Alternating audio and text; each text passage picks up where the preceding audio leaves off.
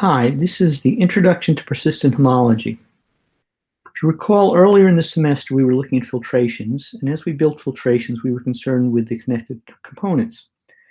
And we recorded that in barcodes. A barcode would tell us when a connected component would form and when two connected components would merge. We did that very intuitively. Now that we've gone further in the course, we know about homology, and we know that connected components is really measured by the zeroth homology group. We generalize that, we can begin to talk about persistent homology in dimension 1, dimension 2, and so on. The starting point is the induced map on homology for the inclusion of one complex in another. The next two slides illustrate this. So we start with X, a simplicial complex, and Y, a subcomplex. Then every cycle in Y, so of any dimension, is also a cycle in X. This is because the property of being a cycle is about how the simplices in the cycle fit together. It's not about where the cycle is located. So here's a simple example. Z on the left, consisting of 6 edges in red, is a cycle no matter where it is located. If we look at Z by itself, we might think that it has 2 tunnels. You can see here, it has 2 tunnels.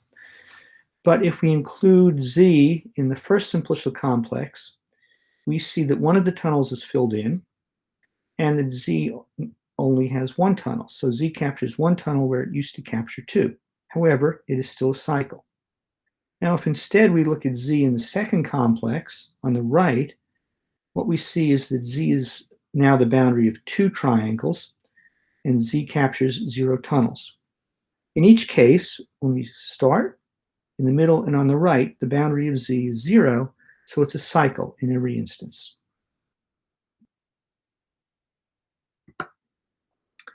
Okay, now let's think in terms of complexes. Let's suppose Y is a subcomplex of X, and we'll denote the simplicial map that maps each simplex in Y to itself by IN from Y to X. It just takes a simplex to itself. So here we have an example of Y. Y is a subcomplex of X, and for instance, if we had the cycle on the left Z1, that gets mapped to a cycle Z1 in X. Okay. Similarly, Z2 goes into X as well. Now, if we look at what's going on, we know on the left that we have 2 tunnels. From our experience now, these 2 tunnels each generate a copy of Z2 in the homology. So we see Z1 is generating a Z2, Z mod 2, and the cycle lowercase z2 is generating another copy of Z2. These cycles are included into X, and we see in X that X also has 2 tunnels. However, the 2 tunnels are determined by Z3 and Z1. So H1 of X on the right, that's still 2 copies of Z mod 2. One of them is generated by Z1 and the other by Z3. So let's see what happens on the level of induced maps on homology. We see in the middle and the bottom that Z1 goes to Z1, but Z2 goes to 0 because it becomes a boundary. It's now the boundary of a 2 simplex. On the other hand, Z3 is not in the image.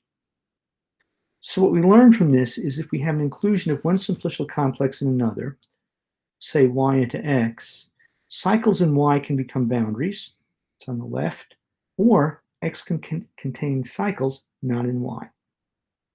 Okay, so let's see, this happens here in dimension 1, but this happens in every dimension as well.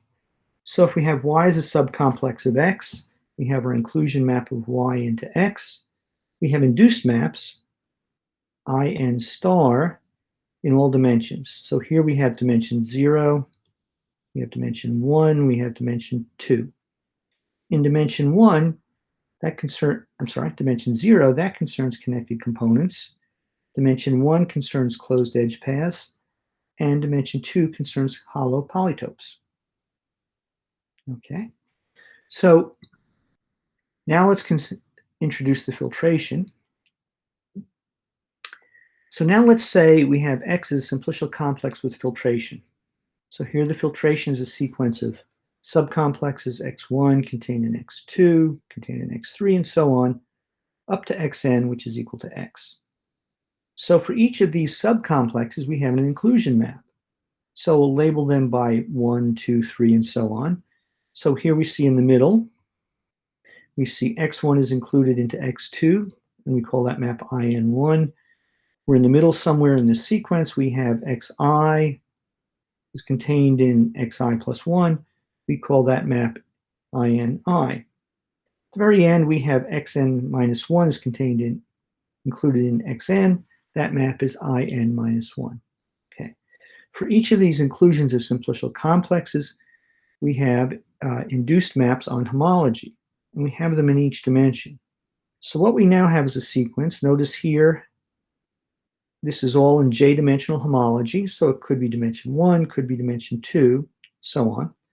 What we have is the homology of x1 in dimension j is included in the homology of x2 in dimension j. If we go somewhere in the middle here, again, we see the ith complex is included in the I plus first, so the homology of j is included in the homology dimension j of xi is included in the homology dimension j in xi plus 1. And finally, down at the end, we see the homology of dimension j of xn minus 1 is included into the homology of xn of dimension j. All right?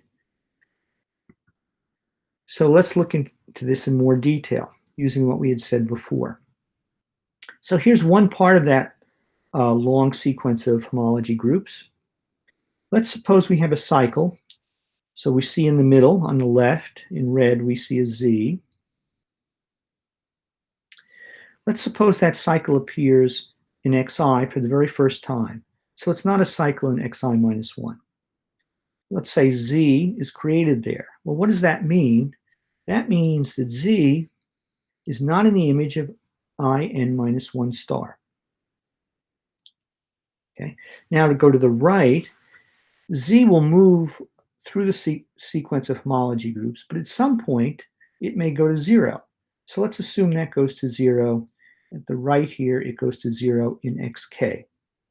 So what does that mean goes to 0? Well, it's still a cycle, so that means cycle z is filled in. It becomes a boundary. All right, it becomes a boundary, but now what is it in terms of the inclusion map?